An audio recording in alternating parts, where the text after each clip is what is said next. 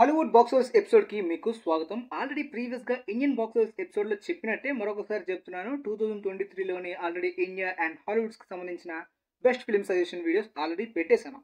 But మళ్ళీ కొంతమంది followers అడుగుతున్నారు కాబట్టి మళ్ళీ రిపీట్ చేసి గుర్తు చేస్తున్నాను.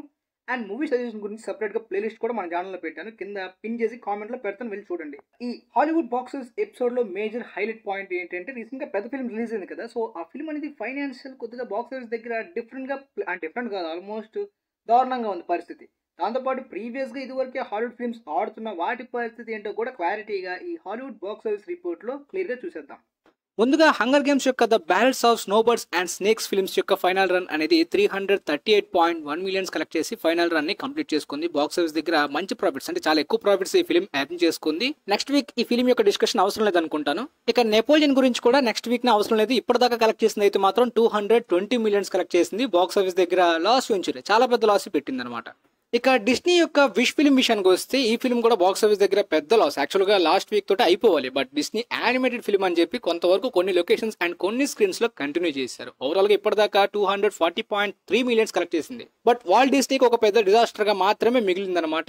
ఇక్కడ మాత్రం ప్రమోషన్స్ లేదంటే టాక్ కంటెంట్ అని నేను ఖచ్చితంగా చెప్పలేను, కానీ ఫిలిం పర్ఫార్మెన్స్ కూడా చాలా వరకు కొన్ని స్క్రీన్స్ లో కొన్ని లొకేషన్స్ లో కంటిన్యూ చేసినప్పటికీ రెస్పాన్స్ అయితే వీక్ గానే ఉంది ఆడియన్స్ నుండి, ఫ్యామిలీ నుండి. అంటే వాళ్ళని టార్గెట్ చేద్దాం అనుకునేది ఫ్యామిలీ కిడ్స్. అందులో డిస్నీకి మంచి రెప్యుటేషన్ బాక్స్ ఆఫీస్ మార్కెట్ ఉన్నప్పటికీ చాలా విఫలంగా ఎన్ని లొకేషన్స్ లో ఎన్ని రోజులు కంటిన్యూ చేసినప్పటికీ నో యూస్. సింపుల్ గా చెప్పాలంటే ఎలాంటి యూజ్ కూడా లేదన్నట్టు క్లారిటీగా తెలుస్తుంది. ఎగ్జిబిటర్స్ కి ఆ రిమైనింగ్ వీక్స్ లో డబ్బులు తగలేయడం తప్ప. ఇక తర్వాత గాడ్జిల్లా -1 అయితే మాత్రం లాస్ట్ వీక్ తో అయిపోయింది. ఈ వీక్ డిస్కషన్స్ కూడా అవసరం లేదు. ఒకసారి రివైజ్ చేసి చెప్పేద్దాం అనుకున్నప్పటికీ కొద్దిగా సర్ప్రైజ్ చేసింది. అంటే ఇంకా నెంబర్స్ యాడ్ అయింది అనమాట ఈ వీక్ లో కూడా. అది నేను సర్ప్రైజింగ్ గా ఫీల్ అవుతున్నాను, ఎందుకంటే ఎక్స్పెక్ట్ చేయలేదు కాబట్టి. ఓవరాల్ గా వరల్డ్ వైడ్ గా 105.4 మిలియన్స్ ని కలెక్ట్ చేసింది. అంటే 100 మిలియన్ ఎప్పుడు దాటేసింది. కాకపోతే ఇప్పుడు చూసుకున్నా కూడా నెంబర్స్ పెద్ద ఎక్కువగా కనిపించినప్పటికీ ఇంకా థియేటర్స్ లో అయితే ఆడుతుంది. ఇక ఇండియాలో రిలీజ్ డేట్ గురించి అడగకండి, అది అసలు క్లారిటీ లేదు. ఎప్పుడైతే హెచ్డి రిలీజ్ అవుతుందో త్వరగా చూసేద్దాం అనే ఆతృతతో అలాంటి ఫిల్మ్ లవర్స్ చాలా ఈగర్లీ వెయిట్ చేస్తున్నారు తప్ప ఇండియా రిలీజ్ గురించి సింపుల్ గా మర్చిపోండి అని చెప్పి చెప్పాలనుకుంటున్నాను. ఇక దాంతో పాటు ఈ ఫిల్మ్ కి సీక్వెల్ కనెక్ట్ చేస్తున్నారు గైస్. అంటే సీక్వెల్ ఉంది, ఇప్పటి నుండో ప్లాన్ చేసుకున్నారు. బట్ ఈ ఫిల్మ్ అనేది సక్సెస్ఫుల్ గా అయింది కాబట్టి నెక్స్ట్ ఫిల్మ్ అయినా సరే గ్లోబల్ గా చాలా గట్టిగా రిలీజ్ చేయాలని చెప్పి అందరూ అంటున్నారు. క్రిటికల్ అక్లైమ్డ్ రివ్యూస్ వచ్చే హాలీవుడ్ లోని మాన్స్టర్ ఫిల్మ్స్ కి కూడా దక్కనంత రేంజ్, అప్రిషియేషన్, రీచ్, ఆన్లైన్ లో హడావిడి అంతా జరిగింది. ఆస్కార్ కూడా నామినేట్ అయింది. అండ్ గ్రాండియర్ గా కొన్ని చోట్ల బాగా రిలీజ్ చేశారు. వరల్డ్ వైడ్ గా రిలీజ్ చేసినప్పటికీ అనుకున్నంత నెంబర్స్ ఏం కనిపించట్లే పెద్దగా. ప్రీవియస్ వీక్ యొక్క హాలీవుడ్ తమ్నెల్ లో పెట్టినట్టే స్వీడ్నీ సీని యొక్క film all just romantic drama లాంటిది హాలీవుడ్ ది. ఆల్మోస్ట్ నెగిటివ్ రివ్యూస్ వచ్చే ఏం లేదు మ్యాటర్ అంటున్న సినిమాకి ఆల్మోస్ట్ దీన్ని దాటేసిందంటే అక్కడ అర్థం చేసుకోవచ్చు Hollywood market superiority. Of course నాకు జపాన్ కంట్రీ చిన్నదని కూడా తెలుసు. కాకపోతే యానిమీ ఫిలిమ్స్ కి అక్కడికి వచ్చే రెస్పాన్స్ రేంజ్ లో దీనికి అంత రేంజ్ సపోర్ట్ కనిపించట్లేదు. కాకపోతే నార్త్ అమెరికాలో గట్టిగా ఆడుతుంది. పారాసైట్ ని కానీ ప్రీవియస్ గా జపాన్ రికార్డ్స్ కానీ ఆల్మోస్ట్ చాలా రికార్డ్స్ అన్నింటినీ కూడా నార్త్ అమెరికాలో బీట్ చేసిన సపోర్ట్ వాళ్ళు ఇచ్చేసారు. ఇంకెంతకు మించి నార్త్ అమెరికాలో ఇవ్వలేరు, రిమైండ్ కంట్రీసే ఇవ్వాలి. ఇక ఇండియాలో ఎంత ఫుట్ ఫాల్స్ వచ్చినా ఎంత నెంబర్స్ వచ్చినా ఇండియా కరెన్సీ చాలా చాలా తక్కువ కాబట్టి పెద్ద యూజ్ ఉండదు వాళ్ళకి. ఇక తర్వాత తిమోథీ చాలమత్ యొక్క వాంకా ఫిల్మ్ అయితే అనుకున్నంత పనిని, అంటే ఆల్మోస్ట్ చాలా మంది ఎస్టిమేట్ చేశారు, బట్ దానికి మించే పర్ఫామ్ చేస్తుంది. ఇంకా కూడా కంటిన్యూ అవుతుంది, నెంబర్స్ ఇంకా యాడ్ అవుతున్నాయి, తగ్గట్లేదు అసలు ఈ ఫిల్మ్ అనేది. అంటే ఇంకా డ్యూన్ 2 వచ్చిన తర్వాత కూడా థియేటర్స్ లో ఆడొచ్చు అని చెప్పి క్లారిటీ వచ్చేసింది అందరికి. టిమ్ కి సూపర్ టైం అని చెప్పాలి. ఆల్మోస్ట్ ఇప్పటిదాకా ఈ ఫిల్మ్ 572 మిలియన్స్ కలెక్ట్ చేసింది. అంటే మిషన్ ఇంపాసిబుల్, డెడ్ రేకనింగ్ ని అండ్ లిటిల్ మెర్మైడ్ ఫిల్మ్స్ ని కూడా దాటేసి లాస్ట్ ఇయర్ లో ఒక మెజారిటీ పొజిషన్ కి అయితే మాత్రం టాప్ 10 ఫిల్మ్స్ లిస్ట్ లోని పొందింది ఫిల్మ్. నెక్స్ట్ వచ్చే డ్యూన్ 2 అయితే మాత్రం చాలా హైప్. అంటే ఆల్మోస్ట్ టికెట్ సేల్స్ లో అయితే మాత్రం హడావిడి గట్టిగా జరుగుతుంది. నార్త్ అమెరికా కాదు, చాలా అదర్ కంట్రీస్ లో కూడా జరుగుతుంది.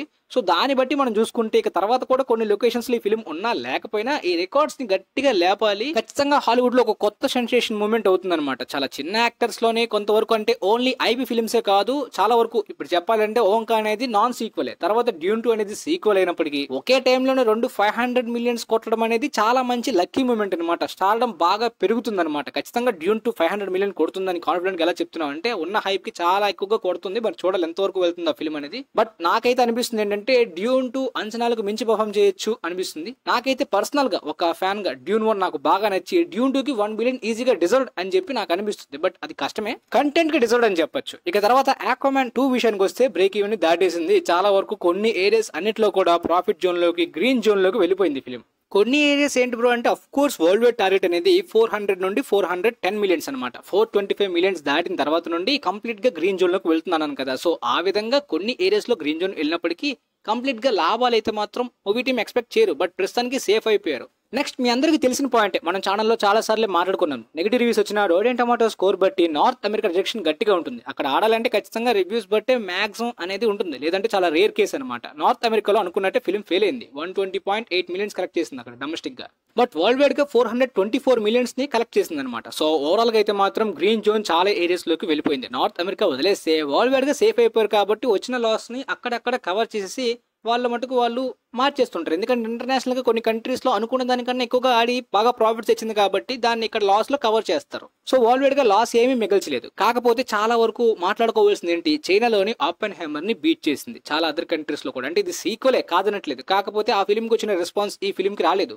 అది క్రిటికల్ అక్లైమ్డ్ అయితే ఇది కంప్లీట్ గా నెగిటివ్ రివ్యూస్. అండ్ చాలా మంది జేమ్స్ వ్యాన్ వలన అంటున్నారు. ఆఫ్ కోర్స్ జేమ్స్ వ్యాన్ కి చాలా మంచి స్టార్ పవర్ ఉంది, మంచి క్రేజ్ ఉంది. కాకపోతే రీసెంట్ గా ఆయన మలిగ్నెంట్ అయితే మాత్రం HBO టైమ్ లో రిలీజ్ చేసి కోవిడ్ లో ఆయన కూడా ఒక ఫ్లాప్ ని చూసారు బాక్స్ ఆఫీస్ దగ్గర. నో డౌట్ మలిగ్నెంట్ మాత్రం చాలా చాలా సూపర్ గా ఉంటుంది. రీసెంట్ టైమ్స్ లో అసలు హారర్ ఫిల్మ్స్ పడిపోయి అనుకున్న టైంలో మాత్రం మలిగ్నెంట్ చాలా మంచి ఎక్స్పీరియన్స్ ఇచ్చింది నాకు.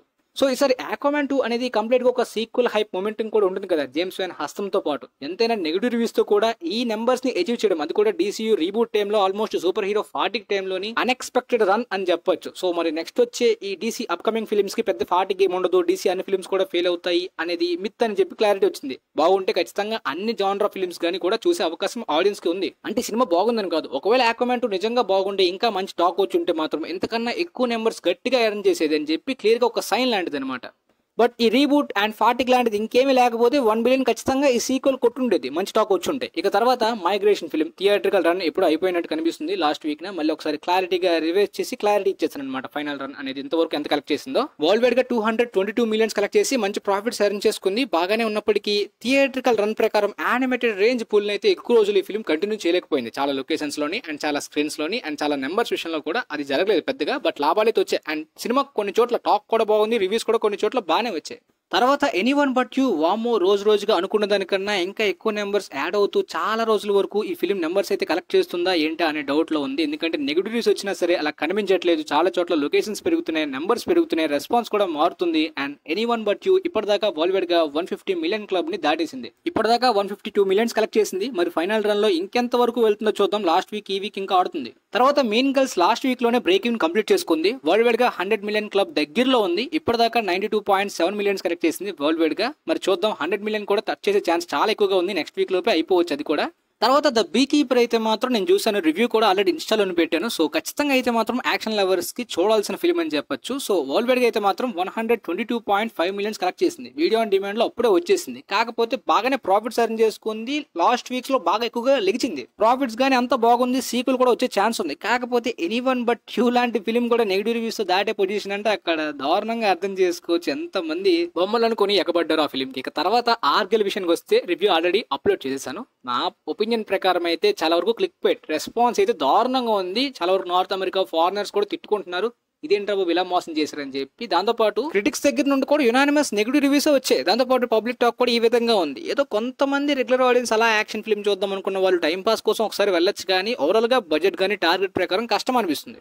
ఆన్లైన్ లో ఆల్మోస్ట్ బడ్జెట్ 200 మిలియన్స్ అని చెప్పి వైరల్ అయింది అనమాట. అఫ్ కోర్స్ అది ఫేక్ అని చెప్పి డైరెక్టర్ కన్ఫర్మ్ చేశారు. మాథ్యూ వాన్ గారు అద్భుతమైన డైరెక్టర్, ఇది ఒక ఫ్రాంచైజ్ గా డెవలప్ చేశారు. కాకపోతే ఇలా ఎందుకు చేశారో అర్థం కాలేదు మరి చూసిన తర్వాత. సో ఆ పోస్ట్ లో మీకు బడ్జెట్ గురించి అండ్ డిస్ట్రిబ్యూషన్ గురించి, యాపిల్ ఎంత కొనుక్కుంది, వాళ్ళకి స్ట్రీమింగ్ రేట్స్ కూడా ఉన్నాయి కాబట్టి క్లారిటీగా అర్థమైంది అనుకుంటా. సో ఆన్లైన్ లో చాలా వరకు ఆ బడ్జెట్ 200 మిలియన్స్ ఎస్టిమేషన్స్ ప్రకారం వెరైటీ అంత వాళ్ళందరూ కూడా 500 మిలియన్ బ్రేక్ ఈవెన్ టార్గెట్ అని చెప్పి ఎస్టిమేషన్స్ అనుకుంటున్నారు. బట్ ఆ బడ్జెట్ ఫేకే. సో ఆ ఎస్టిమేషన్ టార్గెట్ ప్రకారం చూసుకుంటే గ్లోబల్ గా థియేట్రికల్ ప్రకారం యాపిల్ కి 300 మిలియన్స్ వచ్చేసి చాలు. కాకపోతే ఇప్పటిదాకా 35.3 మిలియన్స్ అనేది ఓపెనింగ్ వీకెండ్ స్టార్టింగ్ 3 days లో కలెక్ట్ చేసింది. అండ్ నార్త్ అమెరికాలో కేవలం 18 మిలియన్స్ క్రాస్ చేసింది. సో ఇక ఆ 300 మిలియన్స్ వరల్డ్ వైడ్ టార్గెట్ పక్కన పెట్టేస్తే దాంట్లో సగమైన అంటే 150 మిలియన్స్ అయినా ఈ ఫిల్మ్ క్రాస్ చేస్తుందో లేదో చూడాలి. అంటే చేయొచ్చు అని చెప్పొచ్చు. కాకపోతే ఇప్పుడు రెస్పాన్స్ బట్టి ఈ ఓపెనింగ్స్ కూడా తక్కువ వచ్చింది అనుకోండి, తర్వాత వీకెండ్స్ లో ఇంకా పెద్ద లాస్ పెట్టచ్చు ఫిల్మ్ వరల్డ్ వైడ్ గా. మరి చూద్దాం ఏమవుతుందో.